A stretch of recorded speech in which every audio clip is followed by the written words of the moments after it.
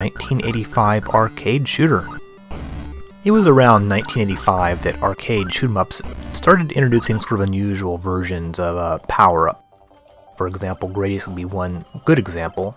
This game is perhaps not so well known as Gradius, but also has a rather strange system for collecting power-ups. You have to bomb the little pyramids, and you'll find a letter underneath them. Collecting the letter will then give you some sort of power-up. For example, E's give you energies, M's upgrade your missiles, the L will upgrade your laser, and so on and so forth. You will also find power-ups that will give you access to various special weapons. And the special weapons is what the energy is used for. Every time you fire your special weapon, it uses up a certain amount of energy, and you have the energy counter down there in the lower right-hand corner. Then at any time, you can go into your special weapon screen and select which kind of special weapon you want to use. As you use it, it'll use up energy. We are now ready to fight the first boss. I find that the fire is quite useful taking care of this guy, so we'll select that. And now we shoot a constant stream of hot fire, which we keep on this guy, and then I'll take care of him pretty quickly. As you can see, the energy is going down steadily. Once we're done, we want to turn off the special weapon. And then we're on to level 2, which actually looks quite a bit like level 1. There's also various negative power-ups. For example, the F, you don't want to hit that. Or there's the backwards E. That will decrease your energy. Once you get a bit further in the game, you'll probably have collected quite a few special weapons. We'll take a look at some of them here. As you can see, there's quite a few. Some are actually less interesting than they sound. Like nuclear sounds pretty cool. It's basically a bomb that'll destroy any in-air enemies on the screen. But it really doesn't look very impressive. You would think with something with a name like nuclear would give you a better screen than that, but I guess the Famicom is only limited to certain graphic capabilities. The Octo is quite useful. It shoots off lasers in 8 directions. But one thing about this game is that this all sounds very fun, but I think the fact that these special weapons drain so much energy so quickly really makes them not very useful. This means that you have all these cool weapons, but you really can't use them that frequently. Maybe we've been spoiled by modern shooters, but in this game you'll be using your regular laser 90% of the time, which really drains some of the fun out of it. A nice game, but would be a lot more fun if you could actually use these weapons more frequently.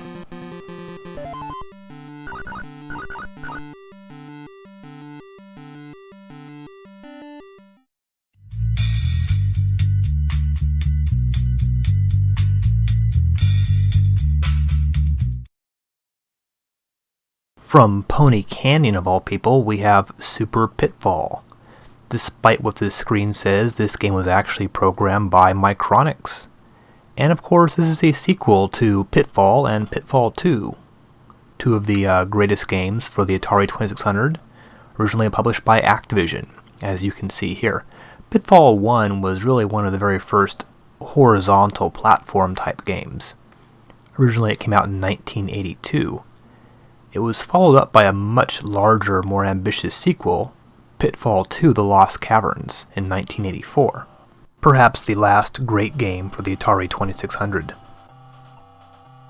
Pitfall 2 was really a little bit ahead of its time. Rather than the strict linear motion of the first Pitfall, you could explore a rather large cavern in virtually any way that you wanted. As I mentioned last episode, this type of gameplay would later evolve into games like Metroid. If you want an example of how to piss off fans of a particular series, look no further than Super Pitfall.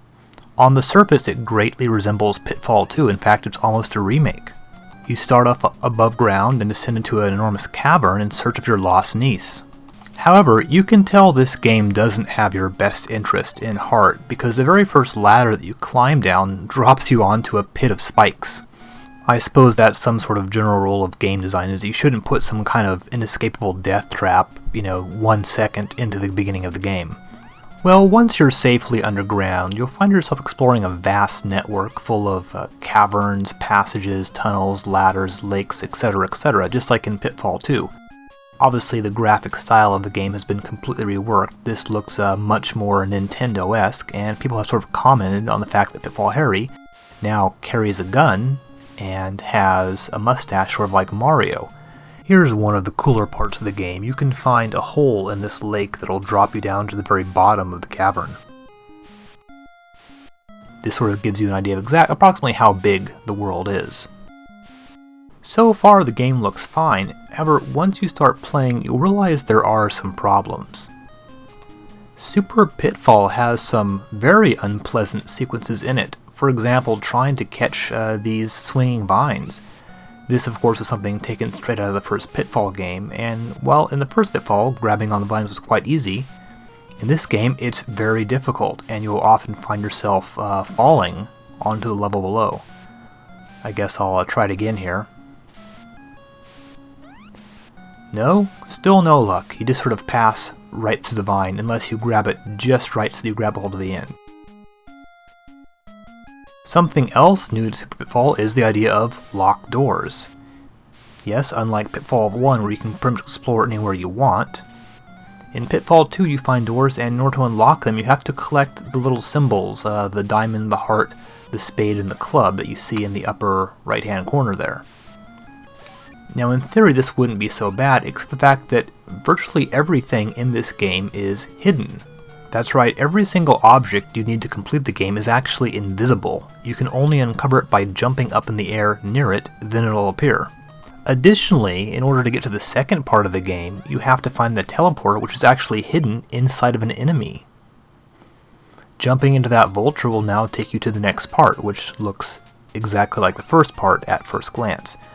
This gives the game a very sort of Tower of Juaga kind of feel, where in order to complete the game you'll have to find a number of completely randomly hidden items. In other words, it's one of those run around aimlessly until you get lucky kind of games that Japanese gamers seem to like so much. There's another hidden item right there that you need to get before you can actually finish the game. And here I'm finding my first objective, or one of the objectives, which is my niece's pet leopard, Quick Claw, who looks much cuter in this game than he did in the original Pitfall 2. But once you've gotten through all the stuff on this first hidden level, you have to find the second hidden level, which is actually will teleport you to some kind of like strange parallel universe. And this is done by basically just jumping into a random wall. And here the monsters are much scarier and much more difficult. Again, there was really nothing like this part of the game at all in the original Pitfall 2 game. Well, eventually you'll find your niece, and then you have to backtrack all the way to the very beginning where you started. So all in all, Micronic's typically sloppy programming, the kind of bad controls, and the general unplayability of the game really resulted in a game that most Pitfall fans did not like, and I can certainly see why. I really think the problems of this game go far beyond the redesign of Pitfall Harry. The game itself is really not a lot of fun to play. In the US, this game was released by Activision themselves, and I'm sure this did nothing to improve the reputation. At this time, Activision was releasing some rather mediocre games, as we'll see a little bit later in this episode.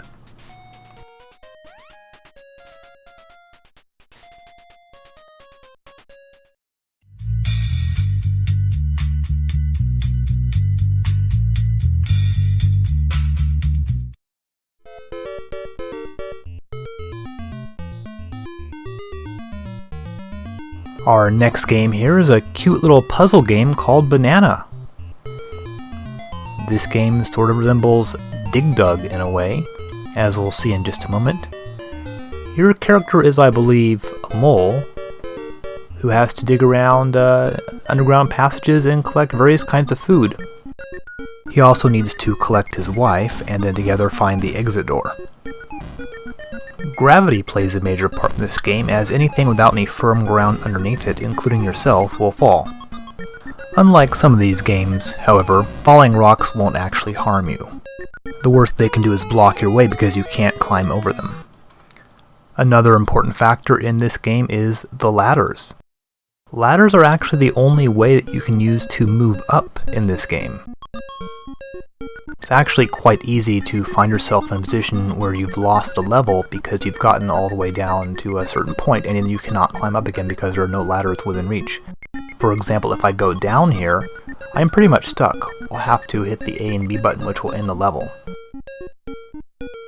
They make that weird little face when you end a level for some reason. Throughout the game you collect various kinds of fruit, including bananas, and sometimes these will actually give you bonus items. Banana is a very cute little game, but maybe it's most noted for being the very first Famicom game published by Victor Music Industries. This may have actually been their first video game ever, I'm not sure. Later they became known as Victor Interactive. Victor Music Industries is a subsidiary of the giant entertainment and electronics company JVC. They're the guys who, among other things, invented the VHS videotape. Unlike a lot of other entertainment companies like Pony Canyon, Victor actually had its own development team. This game was developed by Victor themselves. Probably the most well-known series of video games from Victor is the Harvest Moon games. Victor Interactive eventually got bought by a company called Marvelous Entertainment, who today still publishes the many Harvest Moon games that still come out. At any rate, back to Banana. Here we can see one of the slightly later levels. One that also has multiple doors and multiple ladders. You have to be very careful on these later levels. It's quite easy to find yourself in a position where you're not able to finish the level. This right here is one of the much later levels, I think well after level 100, maybe level 101 or so. As you can see, the level is quite huge, requires several screens, and when you first play this level, it's not going to be at all obvious how to actually get through it. Here we have an even later level. I think there's maybe 105 levels altogether. Again, these levels will take quite a bit of sort of wandering around, seeing what it looks like, and then very careful planning before you'll actually be able to complete the level. These late levels do obtain a Lode Runner-like difficulty level.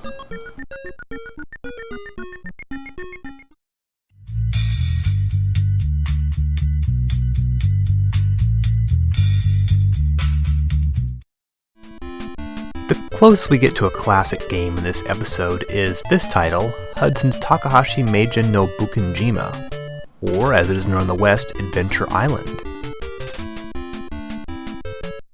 The history behind this game is actually quite odd. It's an altered port of Sega's 1986 arcade game, Wonder Boy. Wonder Boy was developed by a company called West One, and through a rather unique sounding arrangement, West One controlled the rights to the actual game, while Sega controlled the characters and the name Wonder Boy. Thus, West One was able to license the game to Hudson as long as new characters were created.